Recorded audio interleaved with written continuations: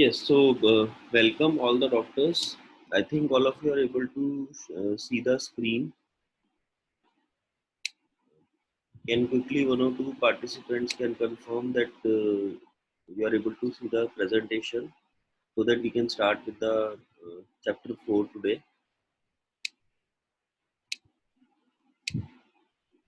Right. So good morning. I am Dr. Piyush Juneja, founder IndianVedas.com, and thank you for being with us for all these days. On this Sunday morning also I can see around 40 doctors till now have joined us for the session. Yesterday it was a very significant and crucial session as far as the guidelines are concerned, and all of us have understood the basic idea and the basic concepts behind the guidelines. Today's session will be focused on the uh, I can say functionality of those guidelines. So the today's session which we'll be discussing today will be more focused on the functionality and how the things will proceed in the practical scenarios. So there are certain flow charts. So what I will do is today I will deliberately not showing you all these flow charts.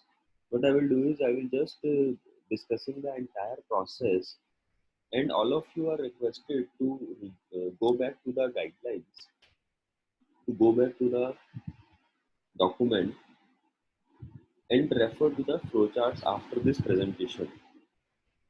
After this presentation, you can prepare your notes today and then again open, and today is Sunday, so maybe you are free. So my request to all of you is please refer to the flowcharts once after this session.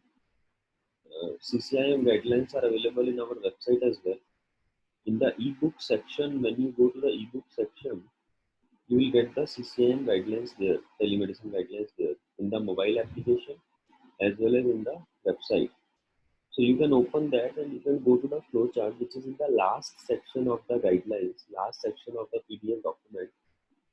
You can see and then correlate the discussion which we'll be doing today. And tomorrow in the final session, we will be again revising the flow charts, because this is the entire process which we all need to follow. We will have some discussion on the telemedicine websites, and a complete revision of the entire guidelines will be there tomorrow, because tomorrow there will be the last session. So the entire revision of the websites will be there, of the guidelines will be there, and then accordingly we can conclude.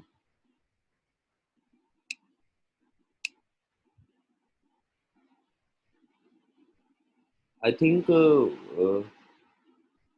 voice is audible, and if somebody is not able to hear, they need to dial in via audio.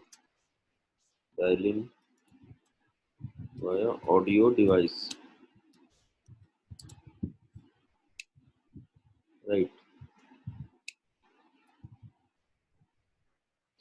Fine. So let's start now. So there are 5 frameworks as far as the telemedicine is concerned. The first one is patient to doctor, patient to registered medical practitioner or doctor. Second is caregiver to doctor. Third is health worker to doctor. Fourth is doctor to doctor. And fifth are the emergency situations. So these are the 5 scenarios, or we can say 5 frameworks, and 5 different process. I can say 5 different scenarios or 5 different criterias which we need to understand today. And these 5 criterias will be discussed in a flow of process on the basis of the guidelines which we have gone through.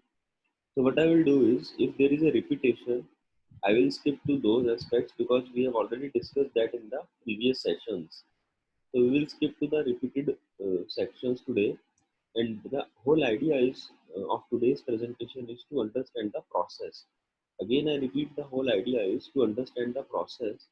And my suggestion to all of you is, because see, this is the way I have also learned, and I have also gone through the presentation, uh, or I can say the guidelines.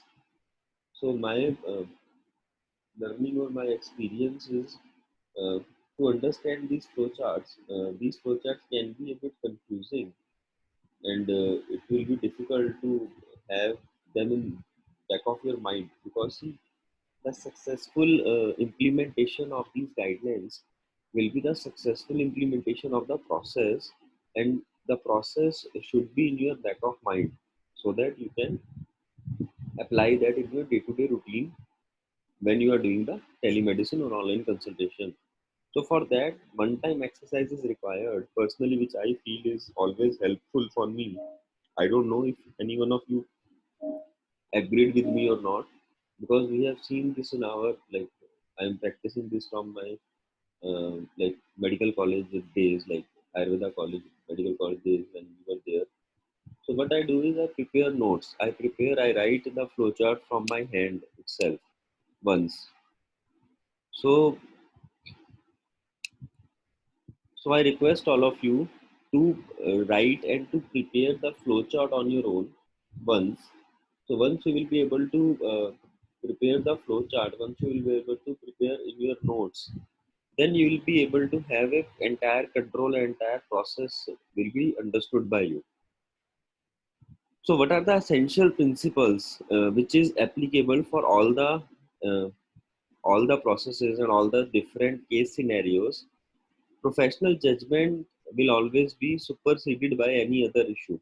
See, all of us are professional doctors, and we know what is the best possible way to decide whether a technology is sufficient or in-person review is needed. So they have not drafted any rules and regulations on selecting the mode. So the guidelines are clearly saying that they rely on our professional judgment as far as when we are deciding that this patient is sufficient for the telemedicine consultation, the case is sufficient, or we need the in-person review. So that judgment has been that judgment has been linked to our professional judgment only. So these guidelines are not providing any checklist to determine whether it will be an in-person or whether it will be a telemedicine. That we all need to decide. That is clearly mentioned and clearly written here. So I think many doctors were asking this question in previous sessions. So we need to be very, very clear on that. Then again, it can be audio, video, text. We have understood the various models and various apps in the second session. So the same principles will apply on all the mode, any mode which is there. So all the principles will be same irrespective of the mode of communication is concerned. Then we always need to exercise our professional discretion in whatever the mode. Again, there is no checklist, or there is no criteria that which mode we need to select, which mode we need to select. It can be audio, it can be video, it can be text. The guidelines clearly say that we all need to decide that which mode we can choose. So as per our understanding and as per our decision and as per our this professional thinking, that yes, this mode will be sufficient for the uh, patient, we will be selecting that mode. We have understood various apps and various tools in the previous session. So on the basis of that, we can decide and select the mode which is suitable for that particular case. And we can always choose not to proceed with the consultation at any time if we feel that the case required in-person consultation. Also, patient has the right to choose the discontinue. So patient can always discontinue the treatment or discontinue through the telemedicine or online consultation also, if he or she is not thinking, or not, maybe they are not willing to continue. So it's on their wish as well. So both, the doctor can also decide, or the patient can also decide not to proceed in any criteria in any aspect. So again, and for, by the way, the last point is very important point, that providing telemedicine to the patient will be the absolute right of the doctor. And in case the doctor will deny the patient that he or she will not be taken care of in telemedicine, there will be no legal provision for denying that as well. So that is a very important point which we all need to understand and we need to practice, that we can decide and we can choose whether this case will be going for telemedicine or not.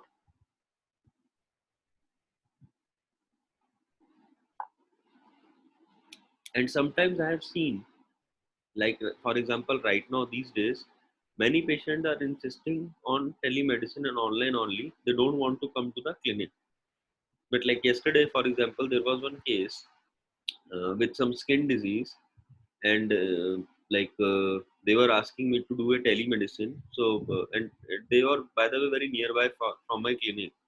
I think just 300 or 400 meters from my clinic, walking distance.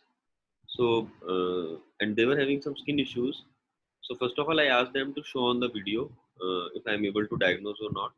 But still, it was not clear. Video was not clear, and I was having some confusion uh, about the differential diagnosis, the exact condition of the skin issues which they were having.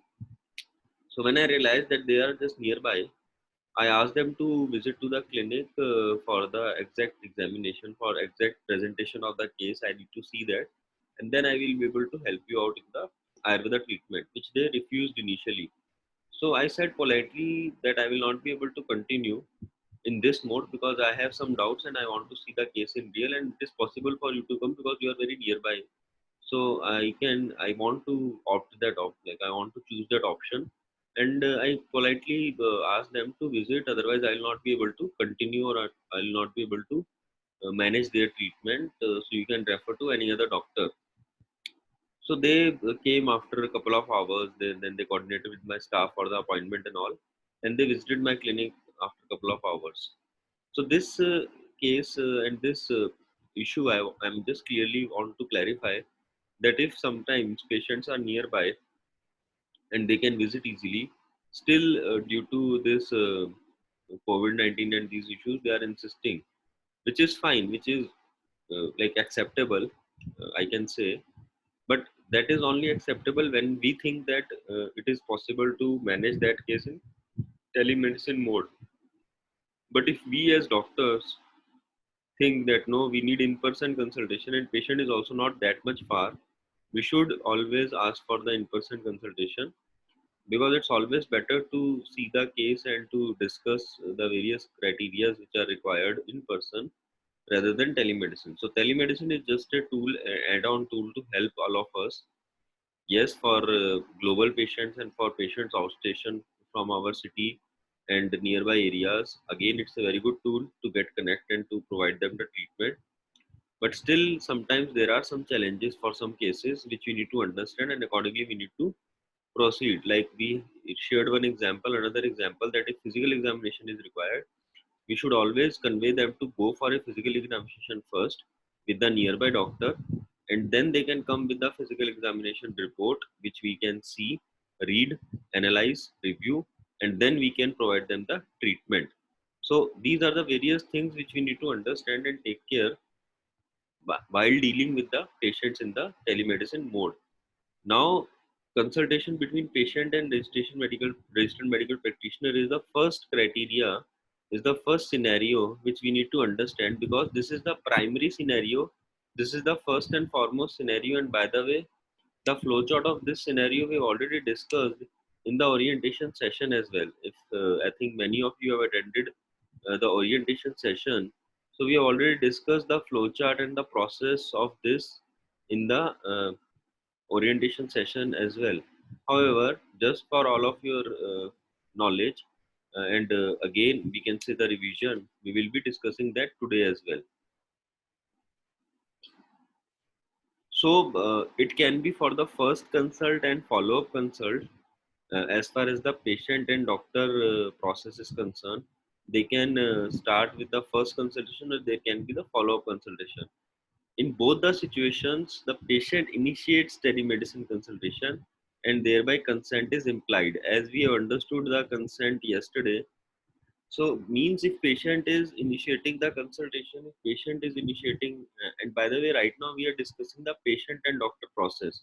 We are not discussing the caregiver and doctor process. That will be in the second stage of today's discussion. So in that scenario, the consent was what? Can anyone write in the chat section? Those who were there in the yesterday section, there is one question that as far as the patient and doctor is concerned, the consent is implied. But as far as the caregiver and doctor is concerned, the consent is known as what? Question mark. So you can fill in the blanks as far as the caregiver and doctor is concerned, but we call the consent in that scenario, and we'll be explaining again today for that as well. So quickly, can one or two doctors enter that word in the chat box? Great, Dr. Subrato, fine, great, great. So I think all of you are following these sessions and all of you are going through the slides or maybe the guidelines, which is fine. And thank you all the doctors for answering this. I will explain the explicit in the scenario when we discuss about the caregiver and doctor. So let's first focus on the patient to registered medical practitioner process. First consult. There can be two dimensions to this. One is first consult and another is follow up. So let's understand the first consult first. Again, I think all of you are aware about the first consult criteria which we discussed yesterday. So if the patient is coming first time, or 6 months, more than 6 months have lapsed with respect to the prior communication or the prior consultation, and there is some other health condition which they have not consulted in the previous session. So it's a different health condition. So in these three scenarios, the consultation will be considered as first consultation. And there is a flow process summarized in the figure 1. So when you refer to the guidelines, when you refer to the PDF document, you will get the entire figure of the flowchart in figure 1, which I have discussed initially also today. And after this session, I request all of you to refer to that flowchart and review and see that flowchart, and you will get a better understanding and a better knowledge as well. And tomorrow we will be discussing again. We'll be showing you all the flowcharts, and we'll be discussing again, and we'll be doing a kind of a revision in terms of flowchart is concerned. So I request all of you to please refer after this session. Now we will start telemedicine consultation for first consult. And as I said that telemedicine consultation is initiated by the patient in this scenario. So consent is implied, and we are not supposed to take any additional consent. It is, I can say, understood, or it is already infused by the process, and we accept to take the consultation. So first we will identify the patient by asking patient name, age, address, email ID, phone number, or any other identification that is applicable. I repeat: name, age, address, email ID, and phone number. And generally what we do is we ask them to type this information on the WhatsApp, because what happens is when they are saying names, sometimes there can be spelling mistakes, sometimes there can be some aspects. So we ask them to type their name, full name, age, address, email ID, and phone number in the WhatsApp chat, if you are doing in WhatsApp chat or Messenger or Skype or whatever you are doing. By the way, we also need to understand, and we also need to see that always use that chat app, always use that video calling app in which you can simultaneously do some kind of a data exchange or a text exchange or an information exchange as well, which helps you in seeing the entire case, the entire information in parallel. So although some video apps allow, some video apps does not allow, only video calling is going on. So it's always better to have that kind of app which in parallel we can interact and we can exchange this kind of an information as well. So that's fine, right? So now we have to understand that yes, as I said, consent is implied. So because patient has initiated this communication, along with this basic information, my experience and my advice to all of you is always have some more information, basic information at the starting when you are starting the consultation. Like what we do is see in practical scenarios, what happens is when you have many queries and many consultations to be taken in a day basis. What you always do is what we always practice is we keep the letterhead and prescription on one side, and we start talking to the patient and writing on the, like, it's just we are writing a prescription when a person, an in-person patient arrives to our clinic. So we write the prescription, and the same way we do on the telemedicine as well. So what happens is when we ask the patient for this information, so let's start writing a virtual prescription. So we'll write the name, and in fact, along with the name, I always ask, especially because we deal with so many gynecological issues, I always ask, especially to the females, that they are married or unmarried. So that is one point which, and that accordingly we can write the name as a prefix. So that is one thing which we always ask. Second, the weight and height. Height and weight should always be there, because we can't measure the BP and pulse on the telemedicine mode, but we can always ask the height and weight as far as the patient is concerned. I request all of you to keep on posting queries and questions in the chat section. As always, we have practiced after the talk, after the slides, we'll be taking the queries one by one. So you can all post and feel free to type the queries in the chat section. That is fine. So I was saying that when we are doing and collecting the basic information and we are writing the prescription, so whatever the information is written in the second section, this section, let me put the cursor right, this section, along with this information, always ask 2 3 more aspects so that you can draft the prescription adequately. One was marital status, another is weight and height, so that you can calculate some kind of a dose. Calculation will always be there for some medicines as per the weight, and you can also understand the overall criteria that patient is obese, underweight, or normal. So weight and height should be always asked, and then we can maybe start with the history taking about the disease, about the pre-existing conditions, symptoms, signs, and along with that, again, some additional information in terms of addictions like smoking, alcohol, that kind of status, dietary patterns or dietary habits, like they are vegetarians or non-vegetarians. So these kind of, I think all of you are already taking that in your clinics. I don't want to go into those details because all of you are already well versed and experienced doctors. So you all must be aware about all these aspects. Still, initially, this basic information should be there, and accordingly then we can start maybe discussing about the case and taking up the treatment and management after the diagnosis. So in that way we need to start, and then we will be having the quick assessment. The first and foremost assessment for all the cases, as we have repeatedly requested all of you, is the emergency assessment.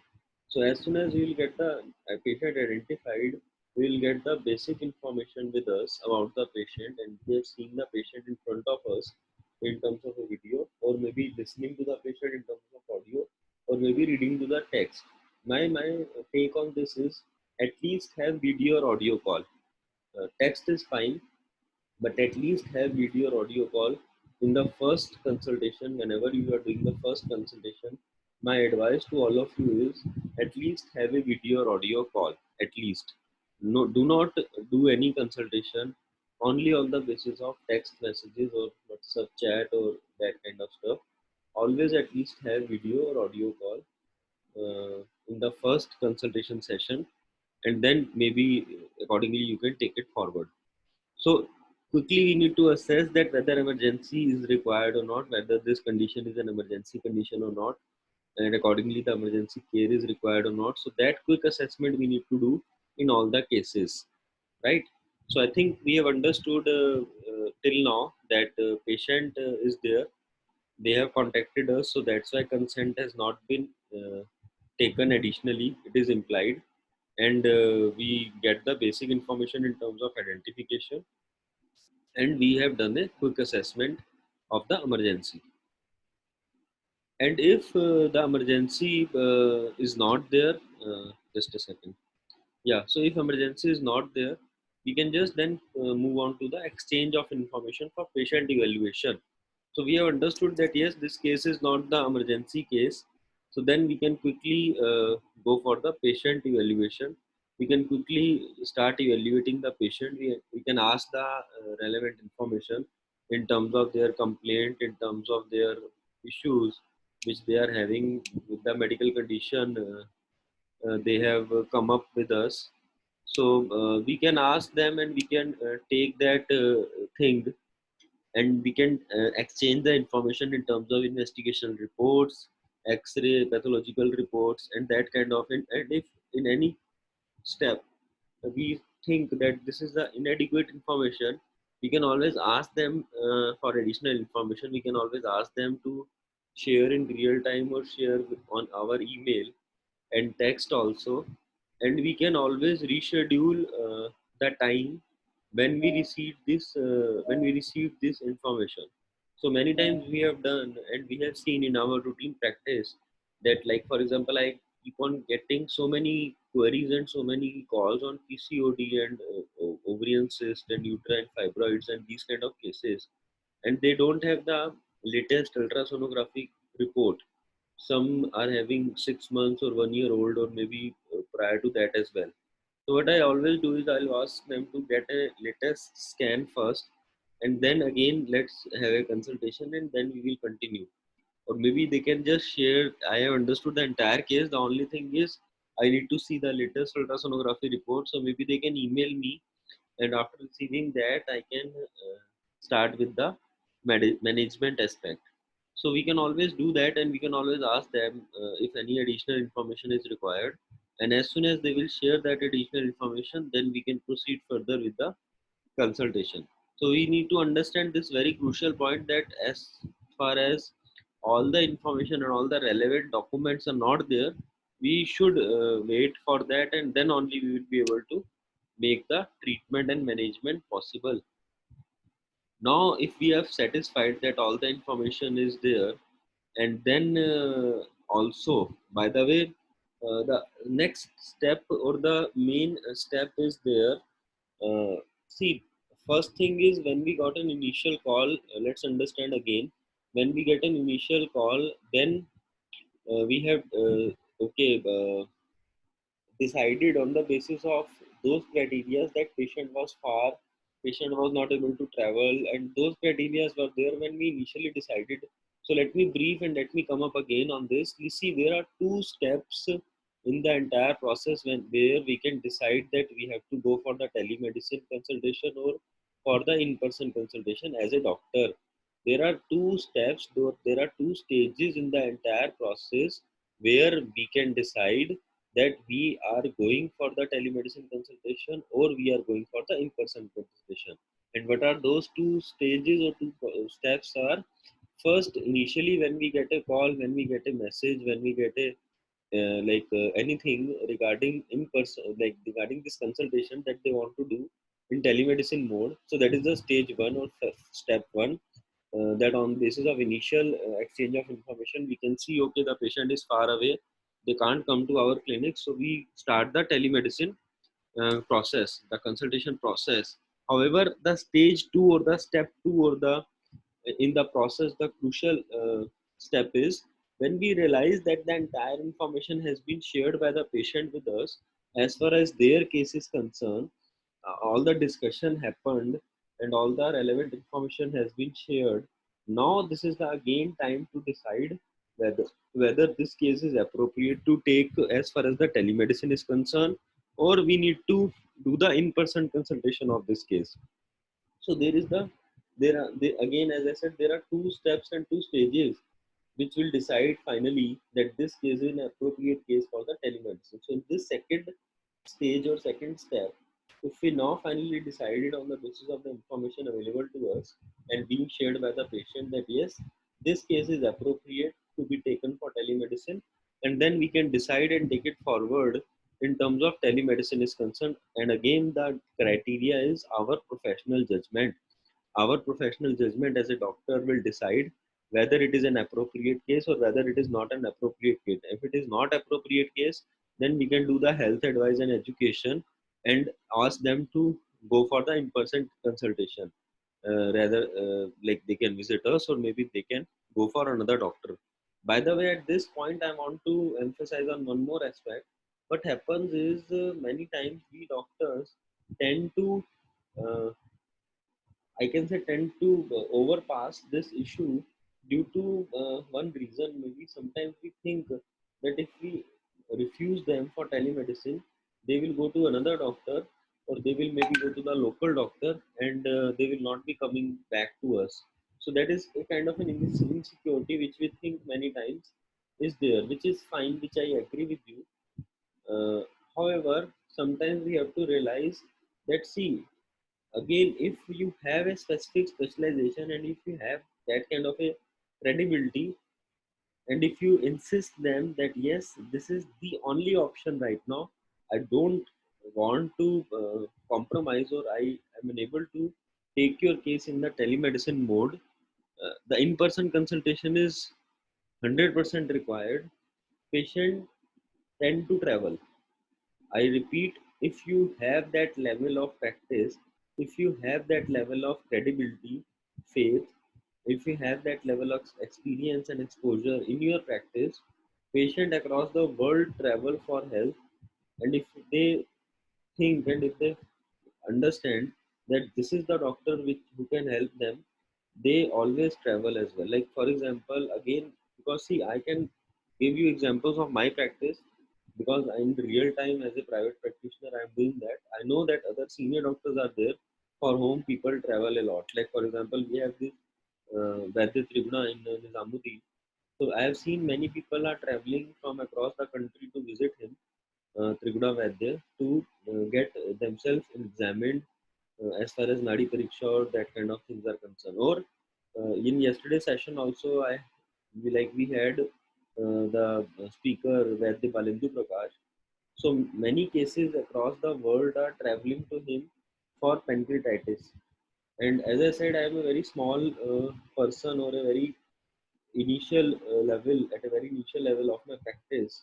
Still, I have seen many patients are coming to me as well, which I refused in the call or in the online thing, that I'm not able to take your case. So they landed up in visiting my clinic, specifically from North India. Many people are coming, and then now people are coming from other parts of the country, and some international patients are also there. When they visited India, they visited to our clinic also. Like I have patients in US, Canada, Europe, Australia, Southeast Asia, like Indonesia, Thailand, Malaysia, then Middle East, Saudi Arabia, Dubai, then CIS countries like Uzbekistan. So, with a very small setup and a very small clinic, and with a very small duration of focused clinical experience, we are able to treat patients from all these countries. um, I last checked, at least I think around 18 to 20 countries were there in which we are sending medicines and we are treating the patients right now. So my request to all of you is, do not underestimate, by the way, the power on the one side. However, always resist and always ensure that if the in-person consultation is required, please convey this to the patient and they have to travel to you if they really need the treatment from you. So that is the criteria and that is the attitude we all need to follow. Then let's come to the patient management aspect. So if the patient management, now we have decided that yes, we can have the patient management, this thing like we can do from the telemedicine. um, Then health education, counseling, and treatment. These three aspects are there. And as I said initially, that already we have understood and we have gone through all these concepts. So today we are more focused on understanding the process. So I will not be going in detail on each and every aspect. Still, any doctor need any further clarification, you can type in the chat box, and in the query discussion session we can clarify that. But now I'm not repeating each and everything again and again, because many doctors have already well versed with these criteria, so we don't waste much time for them, right? So I think it is clear now. As far as the process is concerned, we have completed the process for the first consultation. So I think most of you have understood this, and now if the follow-up consultation is there, again the same process will be there. However, we just need to understand that the interaction has already taken up, and this is only just a follow-up consultation. And if patient is consulting within 6 months, it will be considered as a follow-up for that particular issue, and accordingly we can take it forward. And many times when we have understood and we have decided that this is the case, like for example diabetes, hypertension, asthma, every time we are not supposed to do face-to-face consultation, because we have already understood and we have already decided and started the treatment of a patient of these chronic diseases. So it's not required every time we have to see the patient. But yes, for skin diseases, we have to see what kind of improvement they are having. Sometimes for psychological aspects also, like we deal with so many psychological issues and psychological cases these days. So we need to talk more with the patient. I request all of you, if you are dealing with any kind of a psychological case, or in your case there is a kind of anxiety stress is there in the patient, I always emphasize and I always request all of you to do more and more talking, to do more and more video calling to them, especially in these days of lockdown. Many people are having anxiety, stress, they are not able to sleep well, they are dealing with so many psychological issues. Many people have lost their jobs, many people have lost their huge amount and investment in the businesses. Thanks to our sector that is least affected right now, I can say, but many sectors have been affected a lot, and many people are dealing with so many psychological issues, which I am also seeing in my patients. So I request all of you to talk to them, to have more and more video calls and audio calls with them in each visit, whether it is a first consult or a follow-up consult. That is a kind of a treatment or a therapy to all of them, right? Okay, so let me again. Okay, I have raised my voice, so I think now it is better. So I was saying that for the psychological cases, for the cases which are in anxiety and stress, always ensure video and audio consultations in each visit, whether it is a first visit or a follow-up visit, because that is a part of the therapy and it is required. Now we have understood. So as far as the follow-up is concerned, again, as we all know, the criteria of follow-up, so I'm not going into that. And the process is same, that a video audio call has been established, patient has been identified, and so we have to take it forward in terms of quick assessment. Again, every time we need to assess, because the emergency can happen at any point of time in any consultation, whether it is a first consultation or a follow-up consultation. So one more aspect in this is, when we establish the first consultation, we have registered a phone number or an email ID to that patient. Like for example, if a patient is calling from a phone which they have, like for their own phone, so we have saved maybe their number or we have saved their identity. And if again patient is calling from the same phone, that is fine. But if patient is calling from the different phone, we need to establish the identification again. So let me again clarify that when we understood in the patient identification process that yes, patient is age, name, gender, all these we have identified initially in the first consult.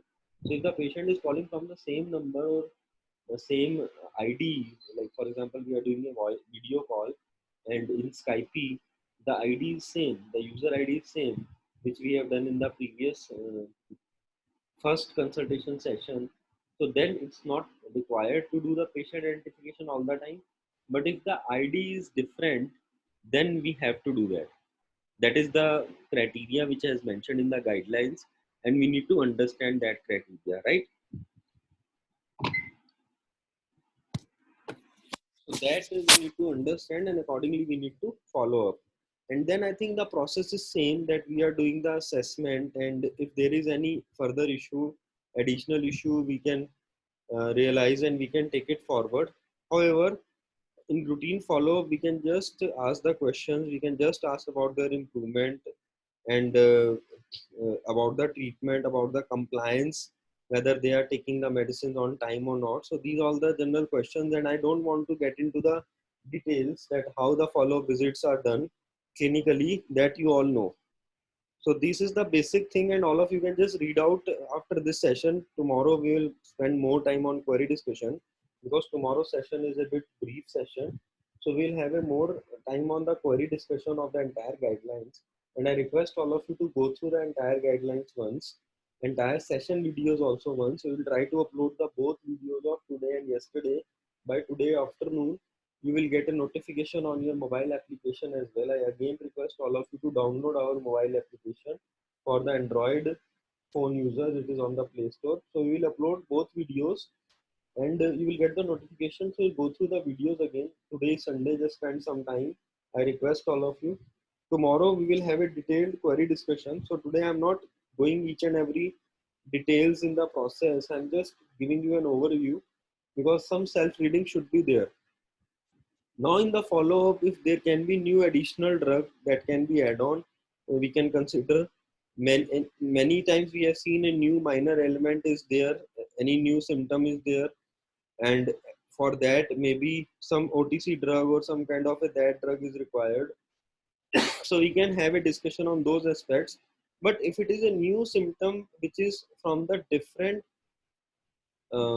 spectrum of the disease, then we have to do the entire thing as a first consultation. Let me clarify this aspect. Patient contacted us, like in our practices, what we have seen is like we have taking so many cases of anorectal. So patient contacted us with his symptoms and signs of piles. They have discussed the issue, and as per their complaint and as per some physical examination of a nearby doctor, it has been discovered and it has been confirmed that they are suffering from piles. And they, in the follow-up consultation after a month, for example, we are doing the follow-up consultation, and we realize that yes, piles they are improving, but we realize they have a acute pain in the lower back, and when they did the ultrasonography, it was a renal calculus is there. So that is the entire different scenario, and that is nowhere related to the files case. So then it will be considered as a first consult for that renal calculus treatment, not the follow-up. So I think that has to be clear, and that we all need to understand, right? Now, as far as the caregiver and doctor patient is concerned, like the patient and doctor through a caregiver. So if a family member or any person authorized by the patient representing the patient, so the caregiver is there. See, the entire process is a bit same. However, there is one aspect in which you need to understand, that is regarding the consent. So let's quickly understand this. Uh, Patient is present with caregiver during the consultation. So one is both are there, the caregiver and the patient. But if the patient is not present, only caregiver is there, then we need to understand some aspects. However, prior to this, I need to also discuss with you that, for example, in the first scenario, when patient is present with the caregiver, but what happens is sometimes we get an initial call from the caregiver. Like let me explain one case. That generally I get calls from the mothers or from the sisters, elder sisters, and all, that like mother is calling that her daughter needs treatment, and then along with her daughter she is coming up for the telemedicine session. So I always ask the consent thing after seeing these guidelines. We have started asking the consent thing from them as well. If the initial call was not discovered, it was not made by the patient herself, which we have explained, and many of the doctors have already written, that is known as explicit consent. In one line, they can just maybe say in the call also that yes, doctor, I give consent and I need treatment from you. I'm voluntarily, or I'm my own choice. I want to get the treatment from you. That's it. So in any language, it's not the exact wordings we need to follow. By the way, let me clarify. It's not that the exact wordings we need to follow. We just need to ensure that the purpose and the aim is being fulfilled of taking the consent, and the appropriate words has been used. Now, if the another scenario in which patient is not there and caregiver is there, so if patient is minor and patient is incapacitated, for example, some issues are there like dementia and physical disability and all. So caregiver is authorized to consult on behalf of patient, But yes, we can always, for additional documentation, we can always take the consent from caregiver. Otherwise, if caregiver is having a formal authorization or a verified document that he or she is the relation in a relationship with the patient, then also we have that explicit consult from the patient, so then we can take it forward. For example, if patient is a spouse, we can always ask for the marriage certificate, that is fine, for the proof, and always ensure that we get that explicit consult if the patient is conscious. But if patient is not conscious, then again the documentation is fine. And by the way, we can always ask the caregiver to mention this during the call, when we are established on call, that my patient or my whoever is there is not physically well. On the behalf of that, I want to take the treatment from this so and so doctor. So entire documentation we need to do carefully so that we can be legally protected. That is very very important, right? Otherwise the entire process is same. I don't want to repeat that again.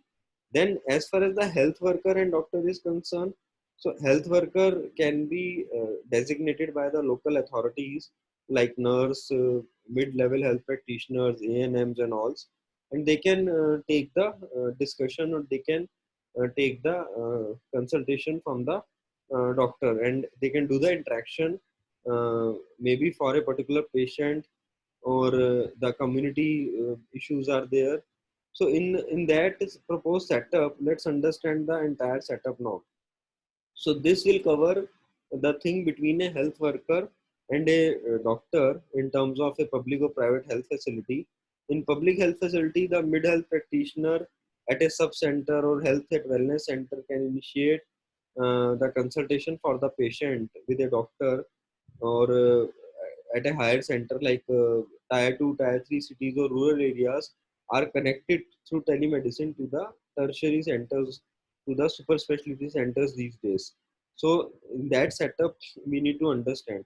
Also, sometimes we have seen in for the health camps, home visits, mobile medical units and all, or any kind of a community based interaction. So all these are the scenarios in which a health worker can take consultation from the doctor. And see, the aspects are like, the premise of this consultation is that a patient has been seen by the health worker. First of all, very important that we need to understand that health worker is actually in real connected with the patient. So the first criteria is the health worker is actually connected to the patient, and then we, as a doctor, we are guiding them. So in the judgment of health worker, a teleconsultation of doctor is required. So health worker had decided that yes, we need to do the teleconsultation from the doctor.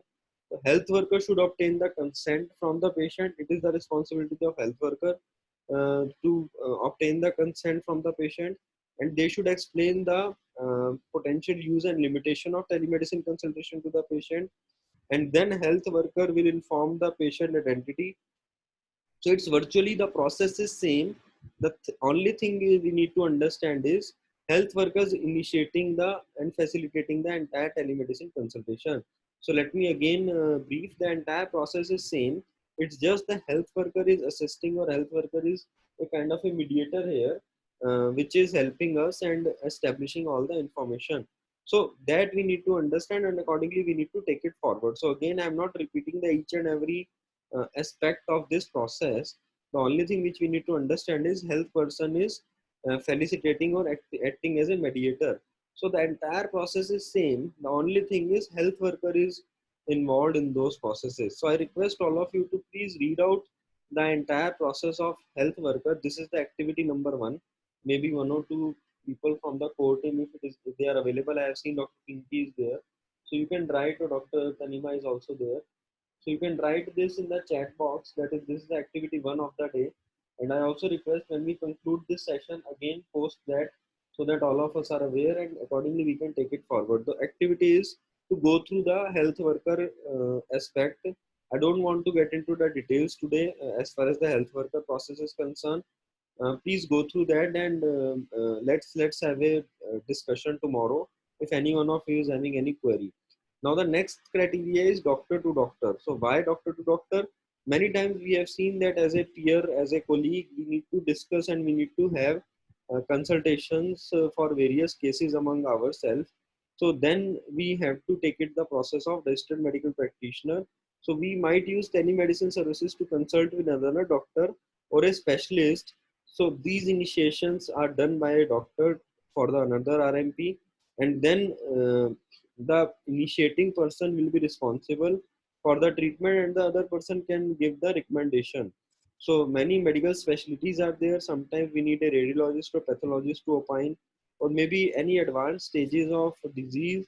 We need to take opinion and take insights from the specialists also. Like as I said, predominantly we are dealing with so many gynecological issues. So many times the patient's gynecologist or the local gynecologist, uh, we are interacting with them and we are understanding the case. We request the patient also to connect with them and see. It is a very nice model, and we have realized during this process of last few years now, many gynecologists also are referring their cases to us because they've understood that those cases where they've exhausted all kind of treatment, Ayurveda is helping out their patient, and we work on an integrated model that we help the patient to conceive, and then again the gynecologist being connected, and we request them to visit again to that particular gynecologist only. So in this way, the gynecologist also having a respect for us, that we are not intervening them or we are not intruding their treatments. We are just helping them out as an additional scope of treatment, which they always appreciate. And we like I enjoy a very professional relationship with so many gynecologists right now, and in fact radiologists also, by the way. So what happens is, it's a very interesting thing, you all need to listen. So there is a nearby radiologist now, the leading radiologist in this area. They have an MRI setup also in East Delhi, and initially what happens is, when the patient visited them, that radiologist, he used to do the ultrasonography and PCOD cysts were there. And suddenly after a few months, he realized that when he's doing again this ultrasonography, these cysts and PCODs have been reduced or completely vanished. So initially, in fact, he gave me a call for 2 3 patients, and he understood that with Ayurveda we are able to do so. Now many times we have seen that whenever any other person, any other patient is also coming to that radiologist, and when he see that there are cyst and PCOD, he refers those to us, that yes, you go to this Ayurveda doctor, he can help you out in reducing that cyst or reducing that PCOD. So that kind of thinking and that kind of mindset is we are able to develop with these professionals. And in the entire scenario, we have to discuss with them and we have to consult with them. So that is the entire thing is there, and it's mentioned that we need to send these kind of images from one location to another. So again, for pathology, for radiology, sometimes we have seen that teleophthalmology is going on for diagnosis, screening, monitoring of eye diseases and all. So all these are the interaction between doctor to doctor is concerned. And last criteria was emergency situation. So in all telemedicine consultation, we need to judge whether the case is required emergency intervention or not, in any trauma, injury, these kind of issues. So we should immediately advise first aid as far as possible, and we need to refer them to the nearby emergency setup. So I also request, and I always request all of you to do not take any case which is critical and need emergency medicine in telemedicine mode. So that was the discussion of the day. Let me just quote one example for the emergency situation, and then I will be starting taking the questions. So what happened was, I think that was last year, sorry, last month. There was one patient which we had in our this like I had a call from a patient that his son was admitted to a hospital in Jaipur, and the doctors were asking to go for a liver transplant. It was a 3 month, I think 4 month old kid. So he asked me, he called me, that is anything possible for the like we can do Ayurveda intervention or not. So I realized that doctors are advising liver transplant, so it can be some kind of an emergency situation with that particular kid. Still, I asked him to maybe take some opinion from the nearby Ayurveda doctor, or there is National Institute of Ayurveda in Jaipur, so you can go there and discuss your case, because he was saying that patient is absolutely fine clinically and we don't see any issue. So still I thought that it can be kind of an emergency. So I politely asked them to visit the nearby uh, doctor of that particular pathy rather than consulting me, or I should intervene and give some supportive treatment for the liver care. So I request all of you not to take any these kind of cases which seems to be having some emergency situations or emergency aspects in the telemedicine or teleconsultation mode. Now quickly let's take the queries, and I request all of you, if you have any query, please post in your chat box. We will try to answer all the queries one by one. Right.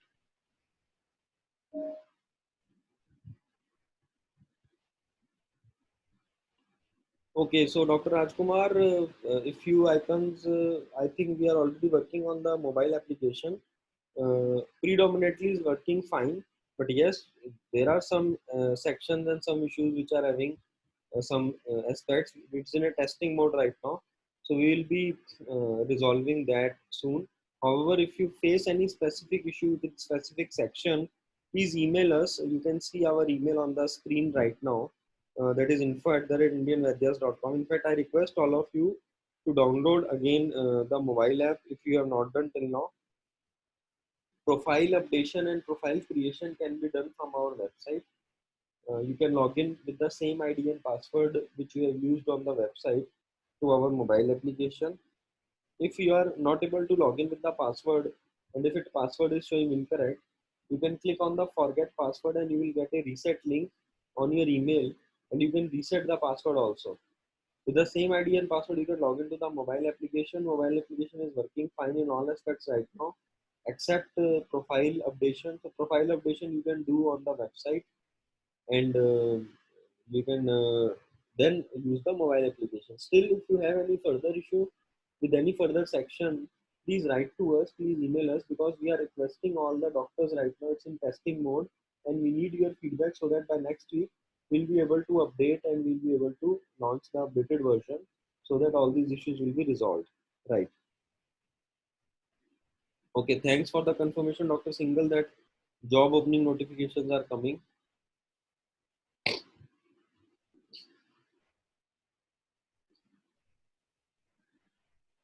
Right.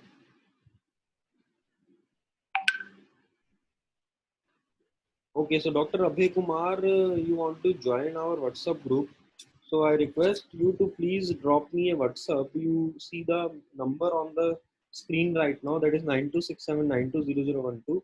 And any other doctor, by the way, and any other participant, if you have not still joined our WhatsApp group, please send us a WhatsApp message on the same number which is mentioned, writing that I need to join the WhatsApp group, and we will add you in that. We will send you the invite link and you can join that.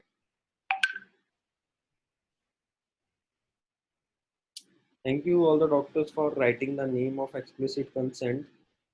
Right. So as far as the app, video app, along with, okay. So the question is, can you give an example of video app where we can do video call as well as chat? So one is Skype, which you can do easily. Another is this Zoom, by the way. In this Zoom also you can do video chat, like we are doing video call, and in the chat section you can have this text and any documents which you can share, like patient can share with you, and you can save those documents to your this system. So Zoom is a very good app now. It's end-to-end encrypted. The data is safe, so you can do this as well. Apart from that, as we have already mentioned, we will having this. We are compiling all the data. We are reviewing all the portals right now. It's under review as far as the portals are concerned. In next week, in coming week, we will be having a session dedicated for the online portals and these kind of apps or softwares in which you can do the telemedicine consultation. So you'll be coming up on that. Okay, very good question from Dr. Ipsita. that how to decide the timings for telemedicine.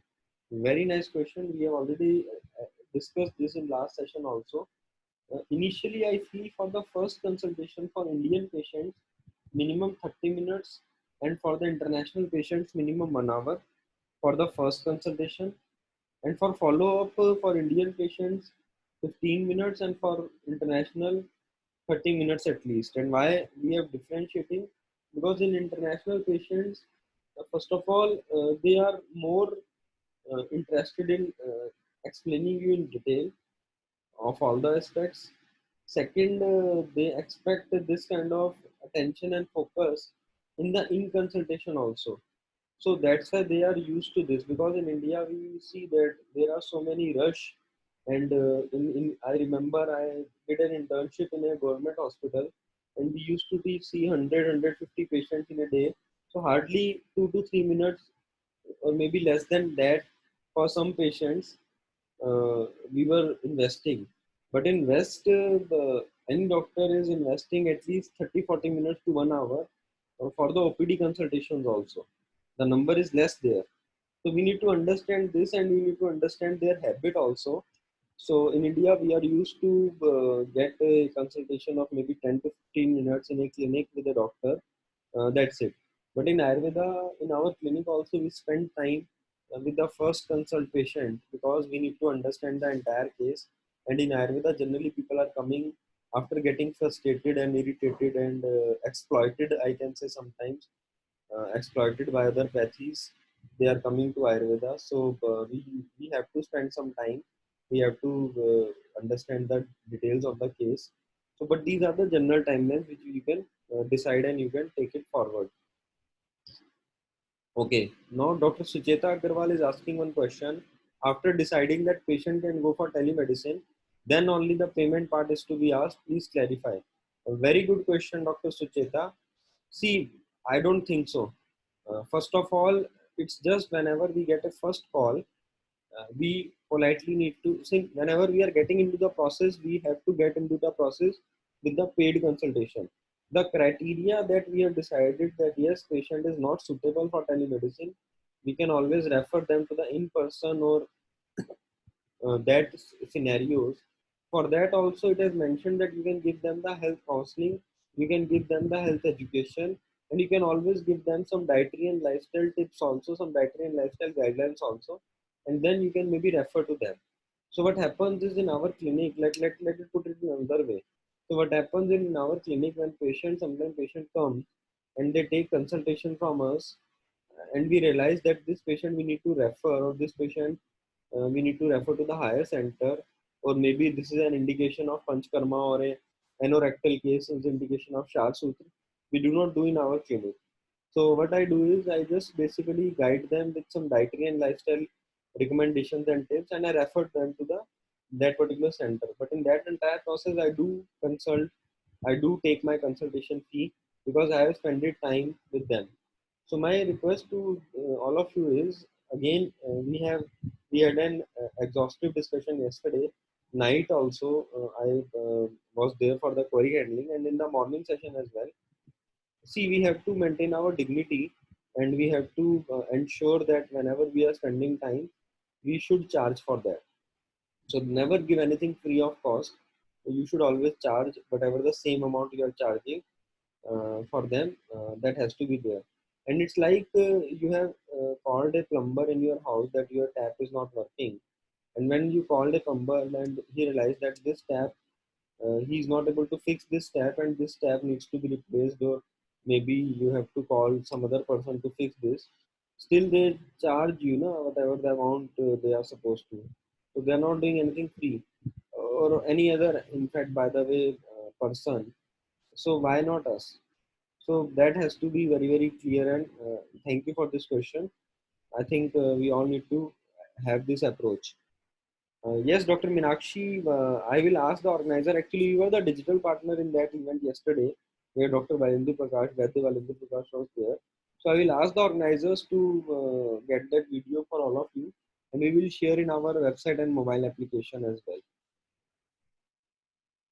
Okay, so the question from Dr. Ipsita was for timing that from morning 9 to evening 9 we are available for telemedicine. That kind of timing you can decide your available hours, that you are available from this duration to that you can decide accordingly.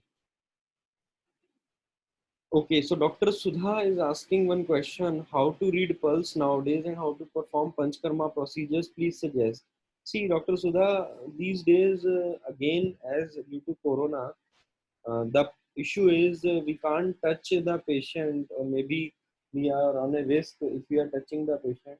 But besides touching, there are some other aspects as well. However, as a doctor, sometimes we need to touch them as well for the diagnosis. So you can, I know that the clinically it will be challenging and maybe sometimes we are not accurate.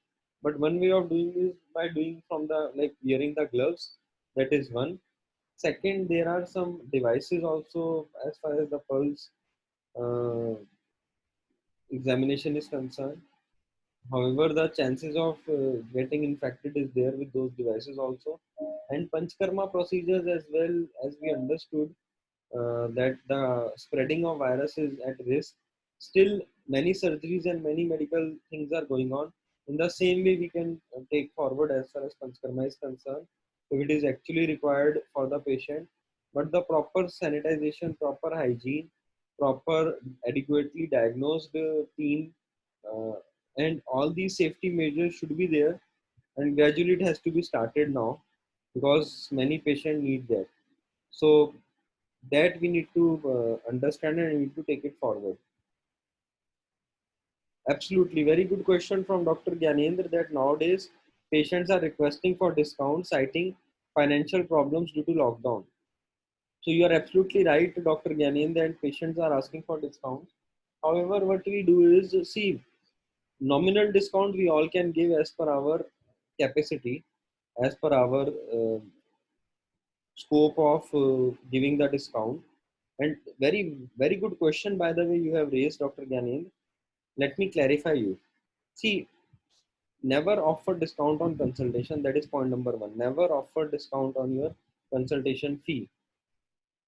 And many times I have seen, especially some of my patients are in IT industry.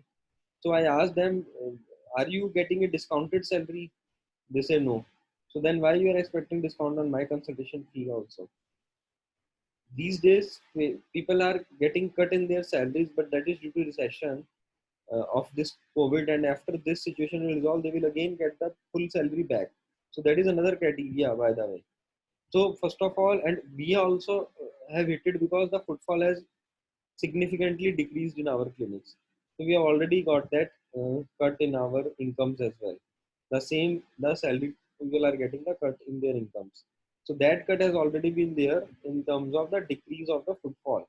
Now for every consultation, we are not supposed to first of all give discounts, and we never give discounts on consultation. And we initially inform them if patient is fine, they can take. If patient is not fine, they can go to another doctor who is charging less. That is very clear with us, and we are following that principle. Now, if medicines are concerned, yes, we can give 5 to 10% discount depending how much discount we are getting from the companies. Now, in this entire scenario, we request all the doctors to get connected directly to the companies rather than obtaining through a uh, middle commission agents or some apps these days. Some websites are selling medicines to doctors and they are having commission in that uh, model. 5 to 10% commission they are charging, and when ultimately you are ending up paying the amount on a prepaid mode, by the way, not on the credit mode, you are paying more. So if you deal with the companies, first you will save that 5 to 10%. You are dealing on credit, like these days. I can't pay huge amounts to the companies. I have requested all the pharma companies to give me credit for at least 1.5 months, and most of them have agreed with the past relation which we had with those companies. So I keep on requesting all the doctors always. This is the benefit. See, this is the benefit. I don't think so. Those mobile apps or platforms are giving you credit. If they are giving you credit, that is fine. You can deal with them. But if they are not giving you the credit, then why you are supposed to deal with them? Right now, the situation is we have just started the clinics again. Cash flow will come. we will be able to get the cash flow and we will be able to get the funds maybe in next few weeks now. How we can pay for the medicines right now? As soon as the medicines will be diluted from our stock, then we can pay. So we need to understand this very crucial point, which we always convey to the doctors. And in that entire process, we'll end up by saving and by getting additional 20%, 5 to 10% straight away in the discounts, that is additional. And then if we maintain a credit cycle, so by the mathematics and by the accounting and by the financial experts, if there is a cycle of 30 to 45 days in our cash flow, that our income is daily from the patients, but our expense or our checks to the uh, product companies are going in 30 to 45 bracket of credit, then we again save additional 5 to 10% as far as the banking interest and all these aspects are concerned. So my request to all of you is 15 to 20% you can save directly by dealing with the pharma companies. And as we were dealing in past, and few of our doctors have also started through Indian Vadyas, all of them are getting credit right now, by the way. And we are requesting, yesterday also we connected many doctors to the pharma companies, and we requested on our behalf that please give them the credit rather than the going to the this prepaid mode. So that we need to understand, and that will address the problem of Dr. Gyanendra, that then we can give some discounts. And by the way, one more thing, we have also installed credit card machines, M-Swipe, Paytm. uh, we will discussing in the forthcoming sessions. Yesterday only we have installed Paytm. So in that there is a mode of credit card payment. So all these patients can pay by credit card, and if the amount is huge, they can break into EMI also. So same thing they are doing for other expenses as well. Na? They are buying their gadgets. Abhi, you will see there will be a mobile sale, and you will see that huge mobile volumes are being sold. By the way, when government started liquor, crores of liquor sold. So the problem is they always ask discount for doctors, they always ask discount on medicines, but for liquor, for mobile phones, for the latest mobile phones, for the liquor, for any other thing, always they have money. So this is the issue of mindset also sometimes, not the actual issue of the depletion in the incomes. That we need to understand, and as a doctor, we need to handle that smartly as well. Okay, so the next question is, how do you deal with a very common problem most of us face? Attends normally asked to prescribe medication for cough or a tonic themselves without paying. No, sorry, we don't address these kind of issues. When a person is asking for a particular medicine without paying consultation, we don't deal. We have a counter as far as Ayurveda medicines are concerned. My staff is sitting there in that counter. They can give whatever the medicine patient is asking. They are not supposed to enter into my chamber if they are not paying the consultation. That is a thumb rule which we are following in our clinics. We don't allow any patient to my chamber if they are not paying the consultation. But yes, if they want any medication, they can take from the outside section, from the pharmacy section which we have created. Okay, so now the next question from Dr. Pinky is, if a doctor is not practicing and if he starts a new practice in telemedicine only, then what are the important stuff required to show that doctor is not a quack? I meant to say other than registration number. Is there any document required? I think registration number is fine, Dr. Pinky, and you can have your degree, registration number, and all on your prescription. That is absolutely fine. I don't think so. All of you are like well qualified and experienced here, so I don't think so that will be any issue. Still, more on the marketing and more on the virtual clinic aspect, we will have a separate session in this week. So please do attend that virtual clinic session. We will have more insight. We thought to first cover up the guidelines, the technical guidelines, and then we will be coming up with those marketing techniques and marketing tools for all the virtual clinics also. Okay, now next question from Dr. Tanima is, if the patient is minor, well to give consent, is it accepted to take consent for minor, or consent has to be taken by caregiver?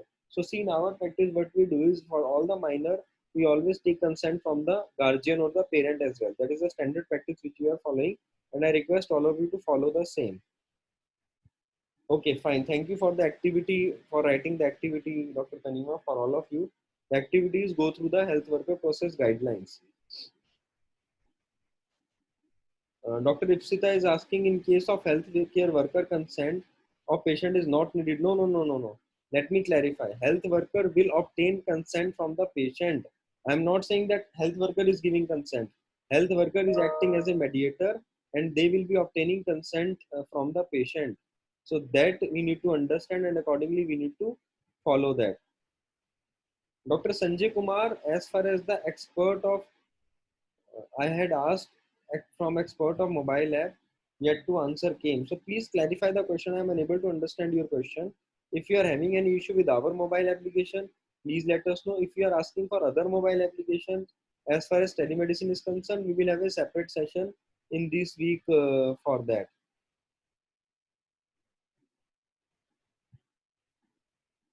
Dr. Reena, profile update you can do from the website right now. As I said, there are some issues with the profile update on our mobile app. So you can upload your profile pic and you can do all the profile updates from the website right now. And with the same ID and password, you can log into the mobile app. As soon as the mobile app will be fine with the profile updation, we will update all of you. Dr. Swati Tyagi is asking one question. Good morning, Dr. Piyush. Kindly clarify how safe is the prescription of Panchakarma through telemedicine, like Sadhyo Vaman, Sadhyo Virishan. Thanks. Sorry, Dr. Swati, for your kind information. Panchakarma procedures are being excluded from the telemedicine uh, management. Please read the guidelines. We have already conveyed this in the previous session, and today also I want to clarify again. We are not supposed to prescribe any panchkarma procedure in the telemedicine mode. That we need to understand and that they have been excluded. Now, the point is uh, the exclusion needs a clarification that we can't prescribe means what? We can't do remotely or we can't only, we maybe we are just prescribing them and they can do the panchkarma in their local vicinity. So what I suggest you for the time being, when you doing the prescription for panchkarma, you can write in bracket that please refer to the nearest panchkarma center, or you can maybe write the panchkarma center if you are aware that you have to do the in-person therapies or in-person treatment at this Panchakarma center. I am prescribing you these therapies, but you have to do these therapies in this center only. Then I think you will be safe and you will be fine to do that. So my suggestion to you is, whenever you are prescribing any Panchakarma, always mention that you are not asking them to do Panchakarma, you are referring them to the particular center, nearby center, and maybe you can write the name. So that will be fine for you to at least advise them. But you are not supposed to do any Panchakarma procedure through telemedicine. That is very very clear in the guidelines. Yes, so one doctor is saying that sometimes our conversation go more than 1 hour. So should we charge more? See, this hour charge rate is applicable to the Western countries, but in Indian scenarios it is not. So maybe it's a kind of an investment. We generally don't charge. By the way, if we are doing overtime, we don't charge, and it's fine. It's a relationship building exercise with the patients. So I think that we can avoid. But still, if you have that kind of patients who are willing to pay you on hourly basis, why not? Uh, Dr. Reena, can you clarify that which both payments are you asking for? I need more clarification on your question. The question is what about the payments, as it will be same for both. So both means which both concepts you are saying. Okay. Yes, Dr. Shivram, we will be taking more and more sessions on digital marketing soon. Don't worry. Dr. Gyanendra, actually, that was not hacking, which you are mentioning about Zoom. What happens is we need to do a disable attendee annotation in the presentation, and then they will not be able to do that vulgar sketching and that abusing thing on the shared screen. So that my request to all of you is, there is an option when you click, when you do a screen share, you click and do the disable attendee annotation. So after disabling the attendee annotation, nobody in the group will be able to do any cheap stuff or any vulgar sketching. So that is the tool available in the Zoom. See, we need to be more educated. See, all these apps are there. All these apps have, see, in any app, in fact, if you share screen, there is a risk. No app in this world is having no risk if you share screen in a public domain. But when you share screen with all the security features on, all these features of disabling the participants are on, then you are safe. So my request to all of you is, again, Zoom is one of the most secured app right now. Your data will not go anywhere. Your data is entirely secured. They are not saving any server in China, and all the data are being stored in the Indian servers only, and it is encrypted now. The latest update will be rolled out by 30th of May, and after that it will be the most secured app. By the way, they have challenged the government decision in Supreme Court, and Supreme Court has yesterday only asked government to seek more clarifications, because they don't think that they can ban this right now. They have enough documentation and proof they have submitted. So I want to clarify all your doubts that it is one of the most safe app. These issues which you are facing are due to lack of our education for the features. So please get more educated and uh, take it in that scenario. Okay, consultation charges you are talking about. So yes, it has to be same. We are practicing the same. Thank you, Dr. Pinky, for clarifying that plumber is taking 300 to 400 in Bangalore. So that was my point. If plumber is taking so much, why we are not taking? And pathetic to see that many platforms are projecting 49 or 99 rupees fees for Ayurveda doctors. Amount of charge we already clarified, Dr. Shiv. It can be anything from 300, 400 to 500, and more than that also if you are in big city and in good paying capacity as well. No, sorry, Dr. Suroj, we are not the model in which we are providing medicines. We never want to do that. We are just felicitating all the Ayurveda doctors to get connected with the companies. So if you need to get connected with the companies, please let us know, and we will able to connect you. Right. Can we prescribe Ayurvedic sedation? See, if there is no toxic Vish Dravya is there, you can prescribe. But if it is some Vish Dravya is there, you are not able to prescribe in the telemedicine model. You can prescribe in the in person in clinic model. Okay, very good question from Dr. Reena, that consultation for Indian and Western clients. Let me clarify, for Indian patients, generally the consultation will be same as per your clinic amount. But for international, the consultation starts from 40, 50 US dollars to 100 and 150 US dollars sometime. It depends on the patient, their paying capacity and all. But many doctors are charging this, so you can accordingly charge. At least 40 to 50 dollars you should charge for the consultation in the international scenario. So I think I was able to cover up all the question. Again, I realized today also it is a bit a lengthy session. It's around 7:40 now, and it's a Sunday, lovely Sunday morning. So all of you should be spending time with your families as well. So thank you so much for joining today. Hope we were able to address all the queries of all the doctors. Still, if you have any query, please let us know. We will try to address. You have our details. You can post your comments and queries on our Facebook page, on our YouTube channel. You can write us on email and WhatsApp also. Tomorrow there will be the last session of the guidelines of these live sessions, and then we will be able to share the assessments with you. So I request all of you to join us for the tomorrow's session, and hope today's session was fruitful and we were able to address all the queries you had. And thank you again for joining us. I repeatedly request all the doctors to share feedback. Many of you have still not shared the feedback. Please go to our Facebook page, visit the review section there. I repeat, visit the review section there, and please share your feedback about Indian Vadyas in general, about the platform. Are you liking this or not? These are the motivation factors for all of us. And some learnings also you can share, but these feedbacks are required because we need to take it forward, and we need to spread this word to the entire community, so the entire community can also realize and see that these kind of aspects and these kind of things are going on.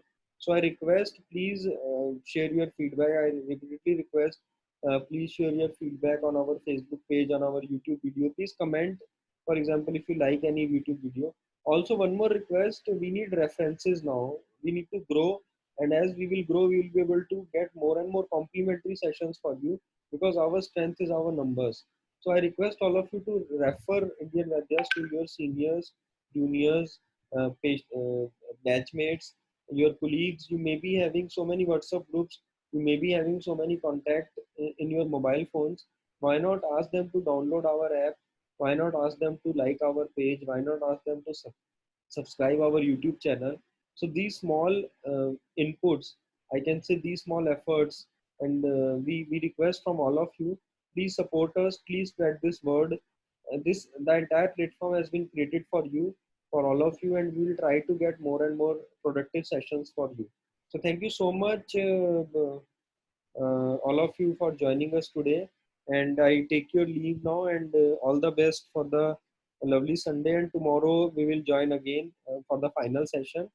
Uh, Take care. Have a great day. Thank you.